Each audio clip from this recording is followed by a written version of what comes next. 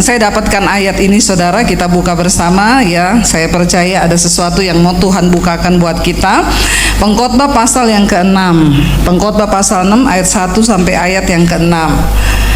Ada suatu kemalangan yang telah kulihat di bawah matahari ya. Pengkhotbah 6 ayat 1 sampai 6. Kalau ada kita baca sama-sama ya. Ada suatu kemalangan yang telah kulihat di bawah matahari, bahwa yang sangat menekan manusia.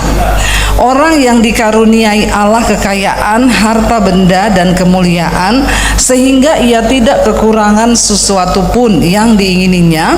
Tetapi orang itu tidak dikaruniai kuasa oleh Allah untuk menikmatinya, melainkan orang lain yang menikmatinya. Inilah kesia-siaan dan penderitaan yang pahit. Ayat 3. Jika orang memperoleh 100 anak dan hidup lama dan mencapai apa? Sampai mencapai umur panjang, tetapi ia tidak puas dengan kesenangan, bahkan tidak mendapat penguburan, kataku, anak gugur lebih baik daripada orang ini. Sebab anak gugur itu datang dalam kesia-siaan dan pergi dalam kegelapan, dan namanya ditutupi kegelapan. Ayat 5. Lagi pula ia tidak melihat matahari dan tidak mengetahui apa-apa. Ia lebih tentram daripada orang tadi. Ayat 6. Biarpun ia hidup 2 kali 1000 tahun, kalau ia tidak menikmati kesenangan, bukankah segala sesuatu menuju suatu tempat? Sampai di situ. Bapak Ibu, ternyata apa sih kebahagiaan dalam hidup kita ini adalah ketika kita diberi karunia untuk menikmati. Ketika kita bicara tentang karunia menikmati, jangan berpikir oh yang enak, punya harta banyak, ya menikmati, ya bisa naik bisnis kelas menikmati. No saudara. Dan apa sih arti hidup? Arti hidup yang sesungguhnya adalah ketika kita bisa menikmati, bukan cuma suka tetapi duka, tapi mensyukuri segala yang dilalui saudara. Ya, ternyata orang yang paling bahagia di dunia ini bukan orang kaya, tapi orang yang dikasih Tuhan karunia menikmati. Bukan cuma menikmati yang baik. Waktu dalam keadaan tidak baik, kita bersyukur, itu namanya karunia menikmati. Beberapa waktu yang lalu tiba-tiba saya divonis saudara. Saya rasa sakit, pinggang saya nih sebelah kiri. Sakit 2 bulan, bukan 6 bulan, sudah tahunan. Tapi saya biarin. Saya pikir karena kecapean khotbah, terutama kalau dia datang sakitnya itu kalau saya habis khotbah 6 kali hari Minggu itu sakit saudara di belakang. Jadi saya bilang sama suami, ini otot karena saya pegang mic sebelah kiri. Jadi mungkin sebelah kiri saya ini sakit. Jadi kadang dipijetin sama suami, udah hilang. Tapi nanti datang lagi sakit lagi. Terakhir tuh sakitnya sudah semakin sering. Dulu cuma seminggu sekali, sekarang habis itu mundur 3 hari sekali, sekarang tiap hari sakit, bahkan saya sudah demam saudara. Lalu akhirnya kami cek ke dokter ya, pas waktu itu ke Solo ya, kami cek, biasanya cek rutin ya, kolesterol apalah sih yang biasa-biasa. Lalu teman saya yang kerja di Prodia, dia bilang, Bu, kenapa ibu nggak CT scan aja? Katanya ibu sering sakit pinggang loh, biar ketahuan aja. Akhirnya ketika di USG ya, ketika di USG dia bilang, dokternya bilang, ih ini ginjal sebelah kiri ibu memang kecil sebelah ya. Saya bilang, ya harusnya enggak ya, tapi ini mengecil sudah menyusut 3 cm ya, yang sebelah kanan masih utuh nih ya, 11, yang kiri tinggal 9. Terus ini ya saluran kemihnya juga membengkak nih, kayaknya membengkak. Ini nggak normal loh Bu, ini bengkaknya besar sekali. Saya lihat itu ada yang menyumbat di bawah, tapi saya nggak tahu itu apa. Tapi ibu harus segera periksa ke dokter.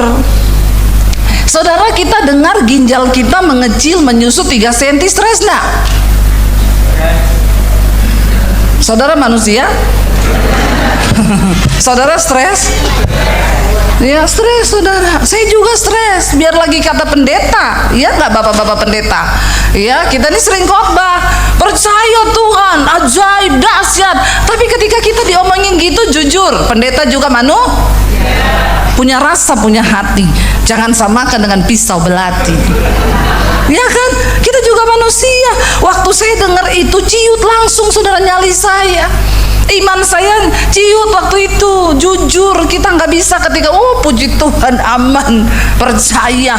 No, ketika normalnya manusia waktu takut ya ada deg-degan. Justru kalau sudah nggak pernah takut, jangan-jangan kau sudah mati rasa. Perlu periksa itu, sakit jiwa pasti. Ya, kalau masih manusia normal takut, termasuk pendeta. Ya, saya nggak mau pencitraan, saya ngomong apa adanya yang saya alami. Ya, karena saya juga manusia seperti jemaat pada umumnya. Lalu suami saya mau mencoba menghibur saya. Dia bilang, gak usah dipikir, Tuhan sanggup. Ayo kita pergi makan yuk di restoran kesukaanmu di Solo, adem ayem. Dia berharap supaya saya adem. Walaupun makan di adem ayem, perasaan tidak. Ini lagi divonis dokter.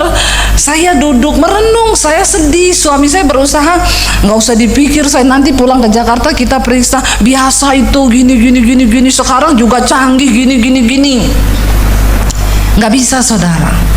Memang ketika kita berurusan dengan masalah kesehatan, ya kita dengan diri kita, dengan Tuhan. Istri mencoba menghibur, suami coba menghibur, anak coba menghibur, tapi tetap tidak bisa.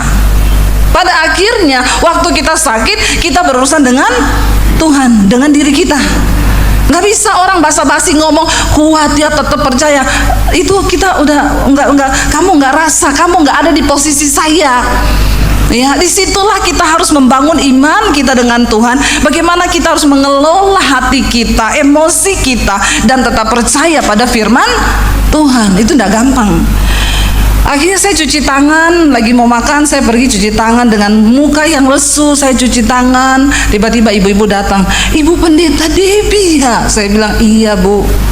Aduh Bu, puji Tuhan, ya ampun bisa ketemu kayak mimpi. Bu, saya lagi tidak enak hati nih. Kenapa Bu? Aduh Bu Debbie, saya mau berterima kasih.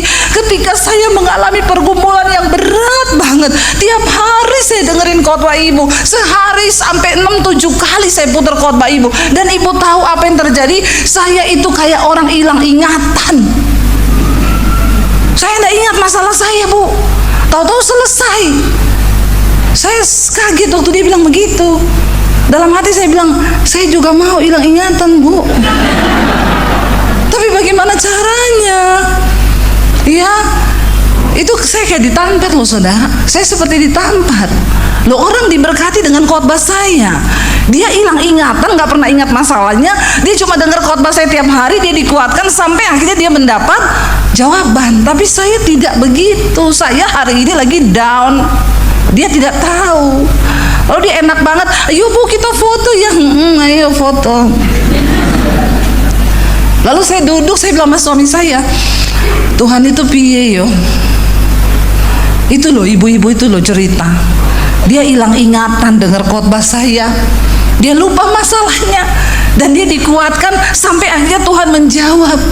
Saya bilang sama suami saya, aku yo mau loh hilang ingatan ini. Suami saya itu kalau saya ada masalah, dia selalu gini, ndak usah dipikir toh say, selehno pikiranmu. Saudara mudeng selehno pikiranmu? Piye caranya coba? Nyeleh ke pikiran ini piye?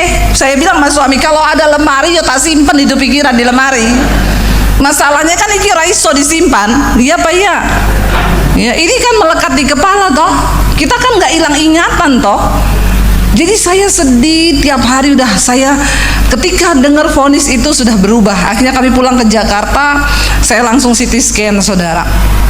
Begitu CT scan dokternya bilang, waduh ini ada batu yang menyumbat di bawah, sudah di saluran kemih ibu dan air udah nggak bisa keluar. Makanya ginjal ibu ini terendam air sehingga dia sudah menyusut.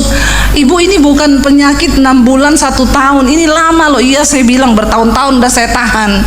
Iya, saya masih berharap ada mujizat. Setiap hari ada mujizat. Jadi dok, bagaimana ini dok? Ya harus segera ditindaki dok. Saya seminggu lagi harus berangkat ke Israel. Saya bawa rombongan. Atau jangan operasi dulu, saya bawa obat. Saya tidak berani ibu-ibu berangkat ke sana. Takutnya di sana ibu anfal itu akan semakin parah. Ibu biaya berobat di sana berapa? Ya, dan ini ibu bukan orang sana, bagaimana caranya? Jadi gimana dok? Lalu dokternya mulai kasih saya, ini begini bu, ini kan nanti harus dioperasi, ya, karena batu ini hampir 3 cm, dia sudah tidak bisa keluar normal. Nggak bisa, biar mau diapapun tidak bisa, kecuali masih 1 cm, di bawah 1 cm itu masih bisa keluar. Ini hampir 3 cm batunya ibu, udah 2,9 berapa. Jadi harus dioperasi. Kalau ibu mau berangkat ke Israel, ini berarti ibu masuk hari, saya bilang hari Minggu saya masih ada pelayanan. Ya udah berarti Minggu sore habis pelayanan bisa. Ibu operasi Senin, Selasa keluar, Rabu kan Kamis berangkat ke Israel. Tapi kalau operasinya biasa, itu harus dibelah dari belakang. Ibu nggak bisa kemana-mana. Ada sekarang baru bu alatnya, pakai teknologi AI. Tidak ada luka. Ibu bisa langsung berangkat ke Israel. Tapi harganya juga AI. Saya bergumul saudara. Saya share beberapa bantuan, mereka bilang, bu beriman. Ya, ibu pendeta. Malu saya, karena setiap malam di mesbah doa saya baca, bu shalom saya mau bersaksi, wow Tuhan dahsyat, saya nih divonis dokter harus pasang ring, tapi tiap malam saya ikut mesbah doa ibu, ketika ibu berdoa buat yang sakit saya tumpang tangan, dan puji Tuhan ketika mau dipasang ring, dokter lihat ringnya sumbatannya hilang. Setiap malam saya baca begitu-begitu. Ibu saya ada batu ginjal, dokter bilang harus operasi, tapi saya berdoa, saya imani, saya tumpang tangan, waktu mau dioperasi dokter bilang batunya hilang. Kan kita sering dengar yang begitu kan saudara. Saya ini hamba Tuhan yang membaca kesaksian jemaat yang ngomong ketika Ibu Debbie berdoa di mesbah doa untuk yang sakit, saya imani. Sekarang Tuhan sembuhkan. Lah saya nih Debbie Basir yang sering orang bilang sembuh karena ikut dengan doa saya. Saya itu sempat down loh saudara sama Tuhan. Saya bilang, Tuhan, dalam nama Yesus saya masih menggerakkan iman saya sepenuhnya. Aku percaya dalam nama Yesus ini batu keluar akan menjadi kesaksian yang besar. Di toilet, di dapur, di WC saya doa terus saudara. Tapi tidak bisa. Satu kali saudara ketika, masa iya sih Tuhan saya harus dioperasi, udah mau besok ini, mau besok, masih dua-dua hati, nggak usah ya. Suami saya bilang, ya kalau dokter bilang itu nggak apa-apa juga loh, operasi nggak dosa kok. Ya bukan, masa Tuhan itu kan sama dengan Tuhan orang-orang itu yang bersaksi. Saya berdoa saudara, dalam satu perenungan ketika saya berdoa, saya bilang, Tuhan kenapa saya harus dioperasi? Tuhan kan bisa ambil batu itu kan. Lalu Tuhan tuh ngomong begini, mujizat yang terbesar itu bukan waktu ada batu hilang, itu biasa. Mujizat yang terbesar ketika engkau mampu melewati proses itu dan engkau tetap bersyukur. Itu mujizat yang besar. Amin saudara. Karena waktu masih kanak-kanak ya bisa saudara, Tuhan melatih orang tuh beda-beda sesuai imannya. Ketika engkau ada di meja operasi, engkau merasakan ketakutan dan engkau bisa melawannya dan engkau bisa bersyukur, itu mujizat yang terbesar. Karena engkau mengalami proses itu. Supaya kamu juga tahu, merasakan kalau ada jemaat telepon, bu saya lagi di meja operasi, doakan ya bu. Kadang kita pendeta cuma, oh ya udah bu tenang, percaya ada Tuhan Yesus. Ya enggak? Tapi ketika kita melewati sendiri, kita tahu perasaan jemaat itu, oh seperti ini loh. Lihat mesin operasi, lihat kamar operasi, lihat dokter, kita disuntik masuk ke dalam situ. Aduh itu benar-benar nggak ada yang bisa wakili. Saya tahu suami saya di luar juga tegang, tapi kita sendiri di dalam itu berurusan dengan Tuhan. Dan disitulah iman kita dituntut. Amin saudara. Bagaimana kita bisa tetap menikmati semua proses itu dan berkata, Tuhan engkau baik. Saya nih begitu injak rumah sakit, darah saya 155 terus per 100, biasanya 80 per 60, ya 100 tuh paling tinggi, 120. Begitunya rumah sakit 155 terus. Dokter bilang, ibu ini ada darah tinggi? Tidak pernah dalam sejarah dok saya darah tinggi. Kenapa ini darah ibu tinggi? Ibu besok mau dioperasi nggak boleh begini. Ya saya juga maunya begitu. Tegang saudara. Ya, tegang. Tiap menit dokter masuk, periksa darah, ambil ini, ambil itu. Bagaimana nggak tegang kita? Belum mikir biayanya AI. Tegang nggak? Tegang saudara. suruh turun darah itu setengah mati. Malam-malam suami saya temenin saya tidur di ruangan. Dia bilang, "Say, udah pokoknya percaya Tuhan." Iya, saya nggak bisa tidur. Suami saya, ya saya nggak bisa salahin dia. Dia tidak merasakan seperti yang saya rasakan. Malam itu saya putar YouTube di rumah sakit, di TV itu saudara. Saya putar sendiri mesbah doa saya. Saya ikut nyanyi saudara, ya. Saya ikut nyanyi, segenap hidup, segenap nafasku jadi persembahan di atas mesbahmu. Saya mulai mencucurkan air mata. Saya mulai berkata, Tuhan, hidupku ini milikmu. Apa yang harus aku pertahankan dengan hidupku? Aku bersyukur buat semua proses yang Tuhan izinkan terjadi. Saya bersyukur, Tuhan, terima kasih. Lalu di situ hati saya mulai tenang. Saya ikut penyembahan, saya putar terus saudara, saya nyanyi, saya memuji Tuhan. Akhirnya besok operasi, yang dokter bilang hanya 1 jam, jadi 4 jam. Ya, tapi puji Tuhan akhirnya ya baik, saya keluar dari rumah sakit. Ya, 1 hari keluar dan lusanya udah berangkat ke Israel. Pas berangkat ke Israel lupa obat saudara. Wah, benar-benar dokter bilang ini yang paling penting, jangan ibu lupa obat anti sakit, karena itu akan sakit. Karena ibu itu bawa selang di dalam ginjal ibu, ditaruh selang sampai di saluran kemih, itu di dalam badan ibu loh, 1 bulan baru dicabut. Saya lupa obat. Puji Tuhan di Israel tidak ada sakit. Ya, saya jalan turun naik bus nggak ada apa-apa saudara. Sampai orang bilang, ibu ini kan kemarin dioperasi kan? Tapi Tuhan sembuhkan. Saya baru mengerti tentang yang namanya karunia menikmati. Karena Tuhan bilang percuma orang umur panjang, dia hidup 2000 tahun pun sekalipun, kalau selama hidup tidak dia bisa menikmati semua hal yang Tuhan izinkan terjadi, maka lebih baik anak gugur daripada orang yang hidup yang tidak bisa menikmati segala hal yang Tuhan izinkan terjadi. Mari kita belajar bersyukur saudara. Sebab menikmati itu bukan hanya menikmati yang baik, kita mengucap syukur dalam hal yang tidak baik, itu pun karunia menikmati. Saya ini sudah mengalami banyak hal dengan Tuhan berjalan.